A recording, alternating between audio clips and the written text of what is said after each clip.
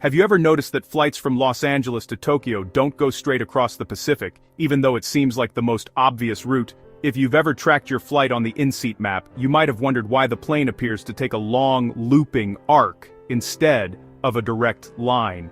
Instead of heading straight west, the route curves far to the north, almost as if the plane is taking a detour over Alaska and the Arctic. On a flat map, drawing a straight line between Los Angeles and Tokyo seems logical and efficient. It looks like the shortest way to get from one city to the other, but in reality, the actual flight path curves dramatically, hugging the coast of Alaska and weaving above the Aleutian Islands before finally descending toward Japan.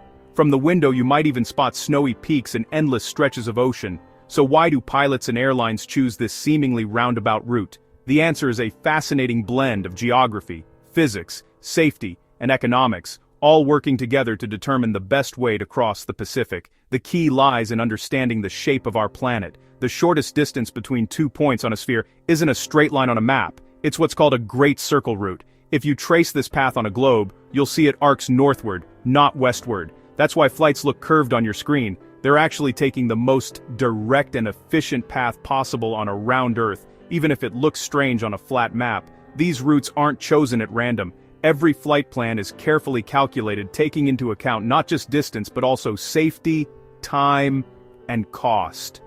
Airlines and pilots work together to find the optimal path for each journey. The arc across the Pacific is a careful balance of the Earth's shape, powerful wind patterns like the jet stream, and the need for backup airports in case of emergencies. Weather, turbulence, and even volcanic activity can influence the chosen route. So, next time you see that curve on your flight map, remember, it's not a detour, but the smartest, safest, and most efficient way to cross the world's largest ocean, designed with both science and safety in mind.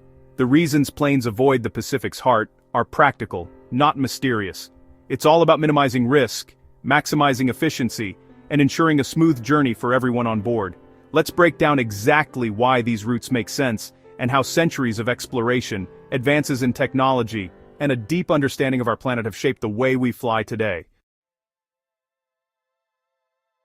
When you look at a flight path on a map, you might wonder why airplanes seem to take such odd, curving routes across the globe. The main reason for those curved flight paths: the Earth's curvature. Our planet isn't flat, and that changes everything about how we travel long distances. Flat maps, like the Mercator projection, are useful for navigation, but they distort reality, especially near the poles. On these maps, areas near the top and bottom look much larger and more stretched out than they really are.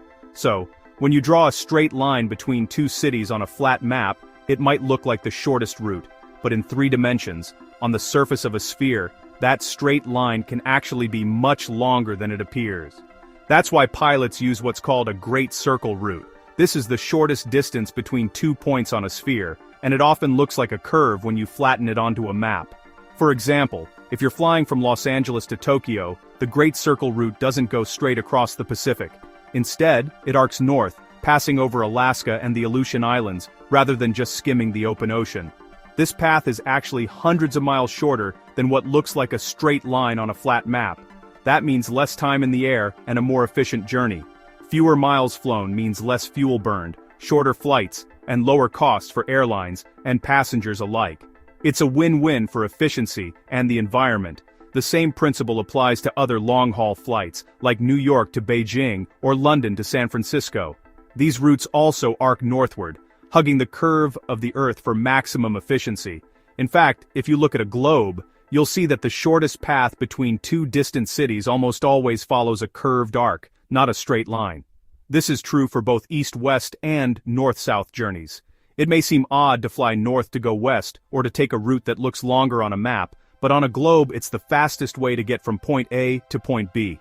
Sailors have used Great Circle navigation for centuries to cross vast oceans. Today, pilots rely on advanced flight computers to calculate these routes instantly, making global travel faster and more precise than ever. So, every time you board a long-haul flight, you're benefiting from this clever bit of geometry and navigation. The arc you see on your in-flight map isn't a quirk or a mistake, it's the shortest, smartest path possible, shaped by the very curve of our planet. Beyond geometry, the art of flight planning involves a meticulous focus on safety. Safety is a top priority in flight planning. Every detail, from the route to the weather, is scrutinized to ensure a safe journey. Modern jets are incredibly reliable, but emergencies can still happen. Pilots must always be within reach of a diversion airport, ready to act swiftly if needed. Flying closer to land means more options if something goes wrong, whether it's a mechanical issue or a medical emergency. The proximity to land can make all the difference. The Northern Pacific route is strategically chosen to keep planes within range of airports in Alaska, the Aleutians, Russia, and Japan. This ensures that help is never too far away. A direct path over the Southern Pacific would leave planes hours from any safe landing, a risk that is simply unacceptable in modern aviation. Regulations like ETOPS require twin-engine jets to stay within a set time of a diversion airport, often 3 hours. This rule is crucial for maintaining safety standards. The Northern Arc is designed to comply with these rules, making it both safe and legal. It's a carefully calculated path that prioritizes safety above all. This network of airports acts as stepping stones across the ocean, providing multiple options for safe landings. It's not just about efficiency, it's about having a backup plan at every stage. Pilots and crew are trained to handle any situation that may arise. That's why the long way is actually the safest way. Every precaution is taken to ensure that passengers reach their destination safely and securely. Safety and geometry aside, wind patterns, especially jet streams, shape flight paths. Jet streams are fast-moving air currents that can boost or hinder a flight. Eastbound flights, like Tokyo to Los Angeles, ride the jet stream for faster, cheaper trips. Westbound flights avoid headwinds by flying north of the jet stream or at different altitudes. This is why flights to Asia often take longer than the return. Airlines use advanced software to analyze winds and optimize routes for time and fuel. Even if the route isn't the absolute shortest, it's the most efficient. Fuel is a major cost, so saving even a little on each flight adds up. The Northern Arc is often the best balance of distance, wind, and economics. Every route is a calculated move to save time, money, and fuel. Every flight plan is built around what-if scenarios. If an emergency happens, the crew needs to land as soon as possible. The Central and Southern Pacific have almost no diversion airports, just endless water. That's why direct routes over the Pacific's heart are avoided. The risk is too high. ETOPS regulations require airlines to prove they have safe diversion options along the route. Remote airports in Alaska, the Aleutians, and Russia are certified for emergencies. Even four-engine jets prefer routes with diversion options. Safety is universal. No pilot wants to be hours from help in an emergency. The Northern Pacific route provides a chain of safe landing sites. It's a practical choice that puts safety first, every time. Trans-Pacific and transatlantic flights both use Great Circle routes, arcing north for efficiency. The North Atlantic, though, is narrower and dotted with more diversion airports, like Gander, Keflavik, and Shannon. This creates a denser safety net than the vast Pacific. The South Atlantic, like the Pacific, is more remote, but sees less traffic. The Pacific is the largest, deepest ocean. Crossing it is a unique challenge. Its sheer size means fewer options and longer distances from land. Still, the principles are the same: shortest path, wind advantage, and safety. The North Pacific routes are a masterclass in balancing these factors. The Atlantic may be busier, but the logic behind both crossings is identical. Every ocean crossing is a careful blend of geometry, weather, and safety. Curved Pacific flight paths have sparked myths, like secret no-fly zones or Bermuda Triangle-style mysteries. In reality, there's no forbidden airspace in the Pacific's center. Military or cargo planes might fly direct, but commercial jets avoid it for practical reasons.